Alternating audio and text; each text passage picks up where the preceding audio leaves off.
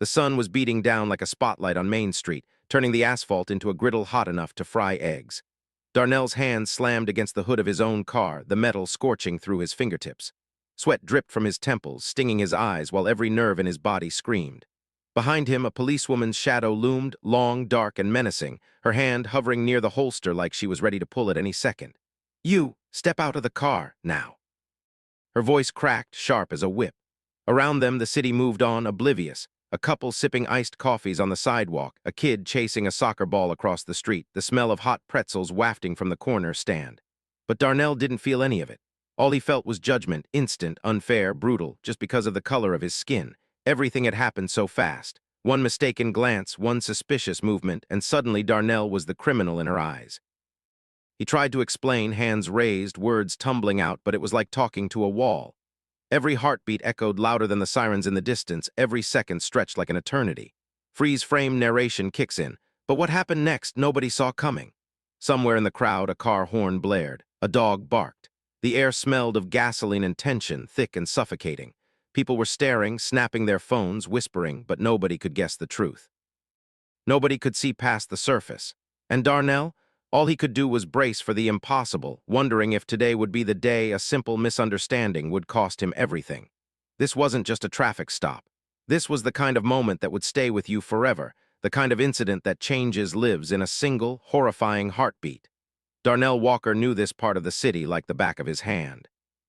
The cracked sidewalks, the faded graffiti on the brick walls, the way the corner store owner always left a slice of day-old pie behind the counter for him. He wasn't a stranger to hard work, long hours, and keeping his head down, but some days it felt like no matter how much he tried, the world was ready to judge him before he even said a word. At 32, Darnell ran a small but respectable auto shop a few blocks off Main. His hands were calloused from years of turning wrenches, fixing engines, and keeping people's cars running smoothly.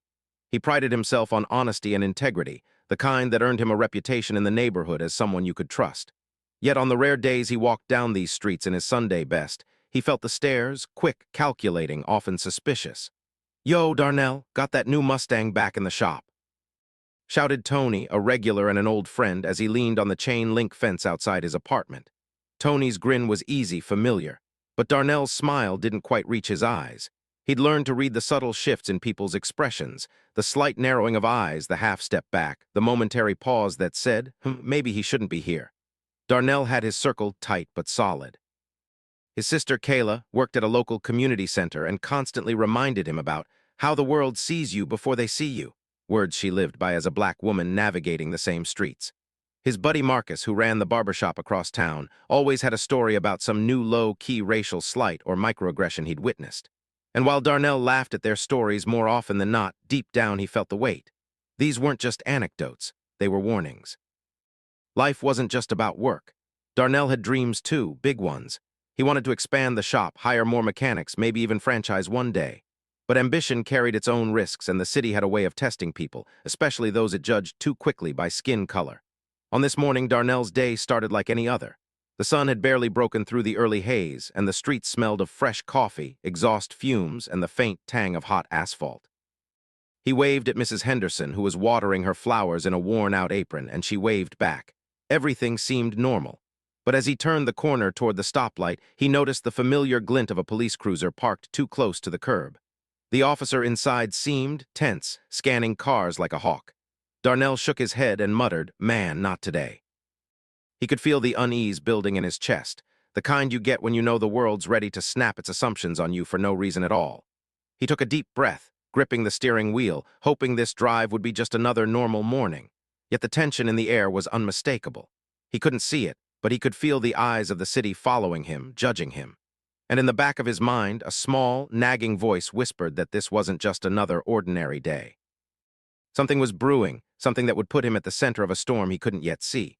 Little did Darnell know that same officer, Officer Brianna Collins, a 29-year-old white policewoman who had grown up in the suburbs and thought she understood the city streets, was about to make a split-second decision that would change everything. She was on edge, jittery from a night of restless sleep and over-caffeinated mornings, her patrol car's radio buzzing with routine calls. But when she saw Darnell's car approach the intersection, something inside her clicked. A suspicion, baseless and instantaneous, ignited. And just like that, two lives, two perspectives, and two very different realities were hurtling toward a collision. Darnell glanced at the rearview mirror, catching the reflection of the officer's cruiser following him. He didn't know why, and he didn't have time to process it. All he knew was the tension, the tightening in his chest, and the sudden realization that his morning wasn't going to stay ordinary. The city seemed to hold its breath, waiting for the inevitable. Even in the moments before confrontation, there was a strange calm, a quiet before the storm that would force Darnell to face the weight of assumptions, prejudice, and the fine line between perception and reality. The morning sun was climbing higher, and Darnell could feel the heat pressing down, not just from the asphalt, but from the growing tension behind him. Officer Brianna Collins had been tailing him for a few blocks now, her cruiser just far enough back to stay hidden in plain sight. Darnell's palms gripped the steering wheel tighter, trying to keep calm, telling himself, it's probably nothing, probably just a coincidence. But the city whispered caution in every honk, every shout, every glance from strangers walking the sidewalks. As he pulled into the intersection near the corner deli, a man in a business suit jogged across the street, barely glancing at Darnell's car. Still in the rearview mirror, the officer's eyes were locked on him like a hawk on prey. Darnell muttered under his breath, "Yo, this is ridiculous," and glanced at his watch.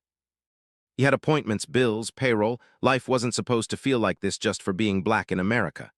Inside the deli, a woman at the counter gave him a quick, nervous side eye, and he caught the way the cashier hesitated when he stepped up to order. Nothing overt, just microaggressions stacked like bricks in a wall he'd been carrying all his life. Every glance, every pause, every doubt. They're all watching me, he thought. The air felt heavier with every step. As he reached for his wallet, a flashback hit him. Last year, walking home from work, a security guard had stopped him outside a high-end apartment complex, accusing him of loitering before realizing he was a resident. The sting of that day burned fresh in his mind, layering over the unease he felt now. "History keeps following me around," he muttered. He stepped back outside, coffee in hand, trying to shake the creeping anxiety. That's when Officer Collins pulled her car up, blocking the street just enough to make him stop. Darnell froze, the smell of hot brakes and exhaust in his nose. "License and registration, please," she said, voice clipped, eyes sharp. Sure, officer," Darnell replied, fishing in his pocket. "Is there a problem?" Her gaze didn't soften. "Just routine," she said, but the tone carried a sharp edge, the kind that cuts through any pretense of normalcy. And that's when it began, the first real layer of injustice. She lingered over his license, her eyes scanning the name, scanning him, scanning the car like every detail was evidence of guilt. Her hand rested on her holster, subtle but menacing. Darnell could feel the weight of her judgment, the assumption that he was up to something, the kind of bias that didn't need proof, it only needed suspicion. "Do you live around here?" she asked, though the question didn't seem like a request for information. It was a challenge, a test he hadn't agreed to take. "Yeah, officer, right down the street," he said. "I own a shop a few blocks over." Her eyes narrowed slightly, doubt flickering there for a split second. She glanced at the cruiser radio, her thumb hovering near the call button. For a heartbeat, the world seemed to hold its breath. Darnell's mind raced. If I move too fast, if I say the wrong thing, if I stay quiet, each option carried weight. Each choice had consequences. The tension was a living thing pressing against his chest. He took a breath, trying to steady the internal storm. "Officer, I'm just trying to get to work. I haven't done anything wrong." Her lips pressed thin, her expression unreadable. A nearby pedestrian, a young guy in a hoodie, paused to glance at the scene. Phones came out of pockets. Someone whispered, "Is that guy in trouble?" The sound of murmurs made Darnell flinch. Everyone was watching, silently judging, waiting for the next move. Flashback struck again, Marcus at the barbershop telling him, "Sometimes the world ain't gonna see your heart, it's gonna see your skin first." Those words rang louder now than ever. Darnell's chest tightened. He was living the lesson firsthand. Then came a small, subtle microaggression from the officer that cut deeper than any words she spoke aloud. She frowned when he reached for his insurance card, as though he might pull something else, anything. The unspoken accusation was clear: "We don't trust you." It wasn't her first time making an assumption. It was America's first instinct, and Darnell knew it all too well. Time crawled. Darnell noticed the customers in the corner store now shifting uncomfortably, pretending not to watch, yet drawn to the drama unfolding outside. The tension radiated outward, a ripple through the urban morning, and in that moment Darnell understood something. Inaction or silence wasn't neutral. Staying calm didn't erase suspicion. Saying nothing didn't protect him. Every breath he took carried stakes he couldn't afford to ignore. He glanced toward the intersection and noticed a family across the street, a mom holding her daughter's hand, staring at him like he was the problem. "The whole city sees me like this sometimes," he thought, "like I'm guilty for just existing."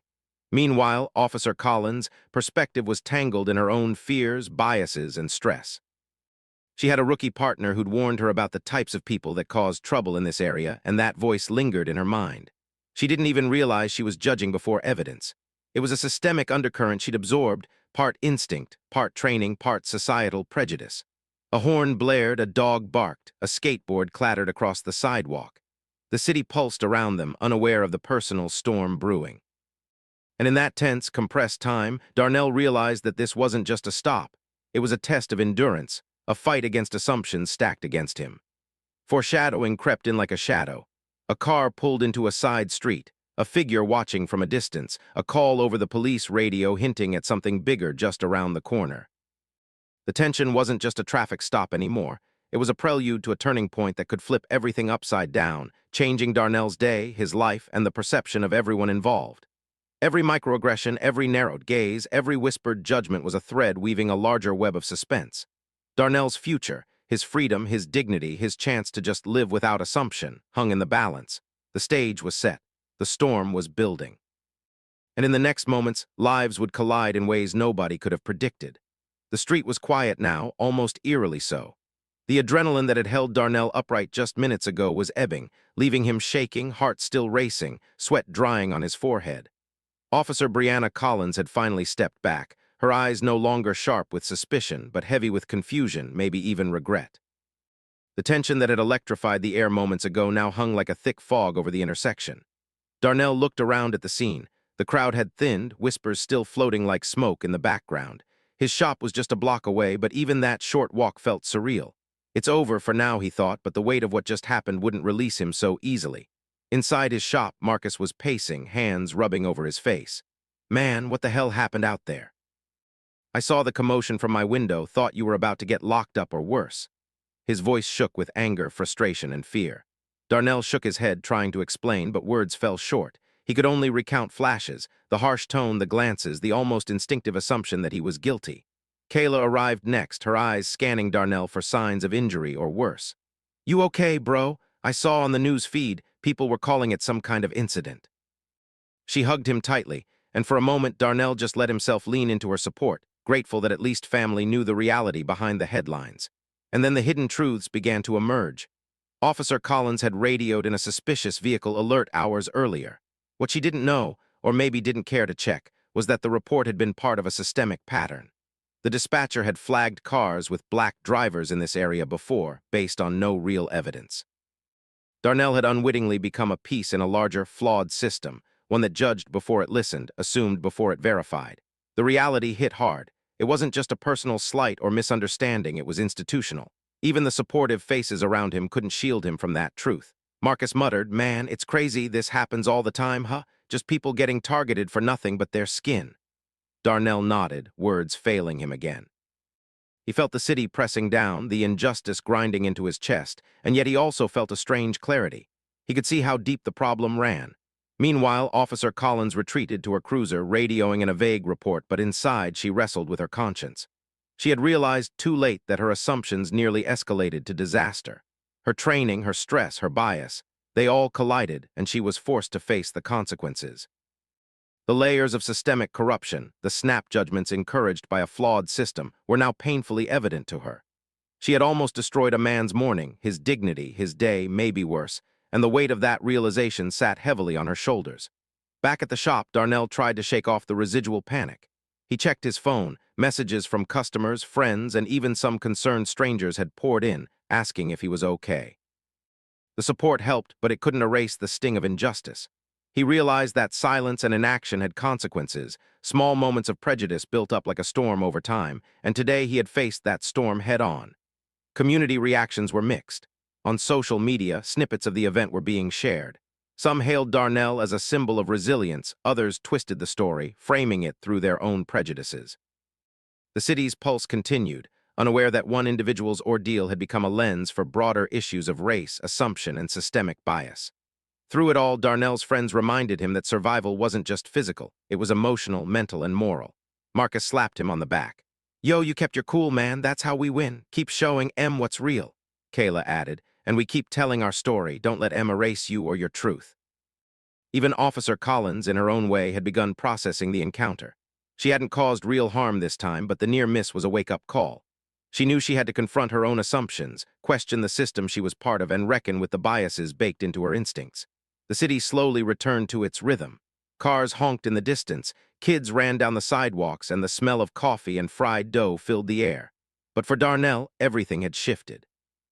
He had survived not just a confrontation, but a collision of systemic injustice, bias, and human assumption. And though the tension was easing, he knew the fight wasn't over. Not for him, not for the city, not for anyone who would face the same scrutiny simply for existing in their skin. In the quiet moments, Darnell reflected on what had just transpired. Pain, fear, and frustration coexisted with clarity, resilience, and resolve. The incident had left him shaken, yes, but it had also illuminated the invisible threads of injustice woven into everyday life. He could see the storm, and now he understood it better. The immediate danger had passed, but the story was far from over. The audience, now bearing witness to his ordeal, could feel the layers of emotion, tension, and societal critique settling, readying themselves for the resolution that would deliver meaning, reflection, and a haunting question about fairness, perception, and humanity. Darnell's heart pounded like a jackhammer in his chest. The sun had climbed high, but all he felt was the heat of fear and tension pressing down from every direction. Officer Brianna Collins had stepped closer, her hand now firmly resting on her holster, eyes sharp and calculating. Every muscle in Darnell's body screamed freeze or react, but he knew either choice could spiral into disaster. "Step out of the vehicle, now!" Brianna barked, voice cracking like a whip echoing off the buildings on either side. Her tone wasn't just an order, it was a demand for submission, an assertion of power she had no evidence to back up. Darnell's fingers tightened around the steering wheel. "Officer, I'm telling you I ain't doing nothing wrong. I own this car. I own my shop." His words shot out fast, desperate, shaky, but clear. She didn't lower her hand. Instead, she leaned in closer, her eyes scanning him from head to toe, her instincts screaming something that wasn't there. The radio crackled, and a rookie partner's voice chimed in from the cruiser behind them, cautioning, "You got backup on the way if you need it." Darnell's stomach twisted. He wasn't a criminal. He wasn't dangerous. But to Brianna, the world had already labeled him. And in that moment, every microaggression, every biased glance, every systemic flaw in the way society judged him before knowing him, all of it converged into one unbearable, cinematic moment. Time slowed. Darnell's breathing was loud in his ears. He could hear the distant wail of sirens, the click of a camera phone in someone's hand, the soft squeak of tires on the asphalt. Shadows stretched long across the street, highlighting the contrast of power and vulnerability. "Step out of the vehicle," Brianna repeated, this time her voice sharp enough to startle passing pedestrians. A couple froze mid-step, a skateboarder stopped in his tracks, everyone now watching. Darnell's palms were slick, heart-hammering, and he finally realized inaction wasn't safe, silence wasn't an option. He opened the door slowly, hands raised. All right, just calm down. Look, I'm not trying to start no trouble." His voice was steady, but inside he was shaking. Brianna's eyes flicked to the rearview mirror of his car, scanning for movement, danger, anything. Every second stretched, taut and electric. Then a sudden gust of wind kicked up dust from the cracked asphalt, rustling the paper cups and wrappers around them. The city itself seemed to hold its breath. Flashbacks hit Darnell at once, Marcus yelling at him last year, Kayla warning him, every previous incident where he was suspected, stopped, or accused for nothing. The weight of history pressed down, threatening to crush him. And then it happened, the moment of maximum tension. A passerby dropped a bag of groceries, the noise echoing like a gunshot. Brianna flinched, her grip tightening on her holster. Darnell's instinct kicked in, and he raised both hands higher, eyes wide. "It's not what you think." "Chill out," the crowd gasped. Phones recorded. Voices whispered and shouted simultaneously. A child clung to their mother's hand, eyes wide with confusion and fear. Brianna's judgment hung in the air, and Darnell's life teetered on the edge, not because of what he had done, but because of a system that saw his skin before his soul. Every detail was vivid. The scratch of gravel under Darnell's shoes, the smell of burnt rubber and gasoline, the sweat stinging his eyes, the taste of dust in his mouth, the sound of his own heartbeat booming in his ears. Every sense screamed urgency, danger, injustice. Brianna finally spoke, her voice tighter now, uncertainty creeping in. "Hands where I can see now," Darnell complied, slow and deliberate. "I'm doing exactly what you ask. Please look at me. I'm not a threat." His words were calm, but every muscle in his body was tense, ready to react if the situation escalated further. In that cinematic pause, the bigger picture revealed itself. The systemic bias, the instant assumptions, the microaggressions that escalated to near tragedy. Darnell's survival depended not just on his actions, but on the fragile human ability to pause, to see beyond skin, to acknowledge reality over perception. The sirens grew louder, signaling backup, but Darnell's crisis wasn't just about the police. It was about every glance, every judgment, every societal assumption that had pushed him to this edge.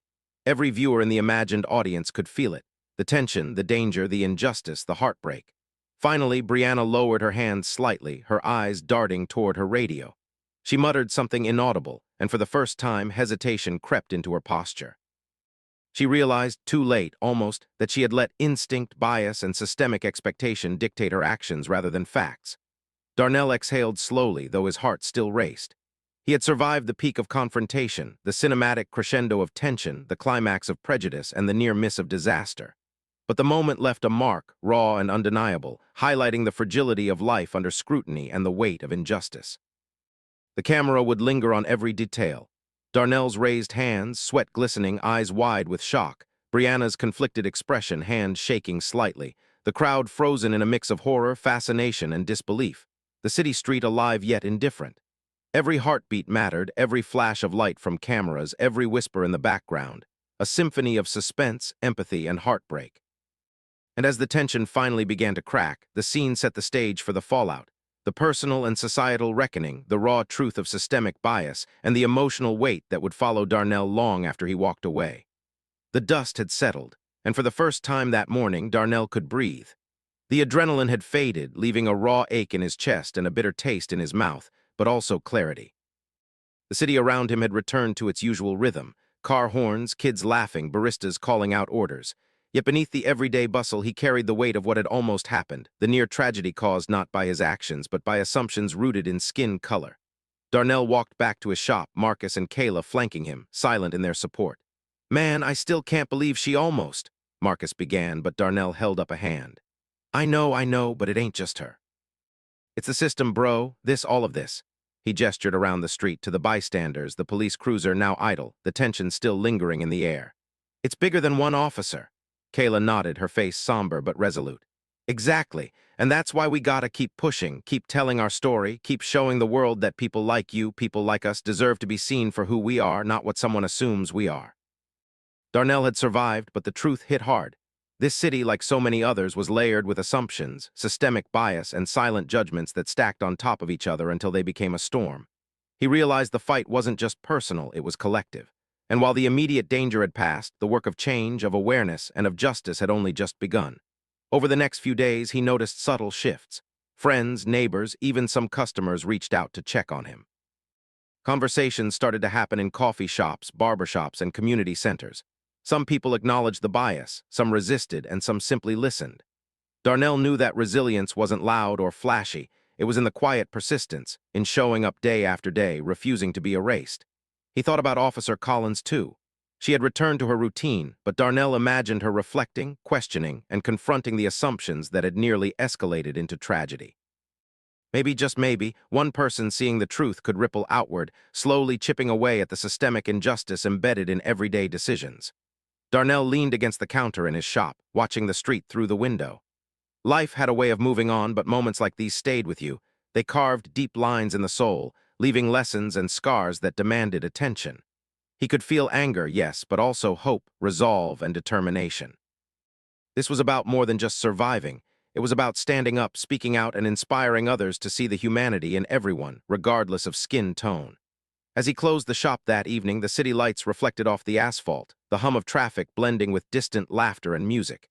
He knew the fight wasn't over, not for him, not for the community, not for anyone who faced judgment without reason.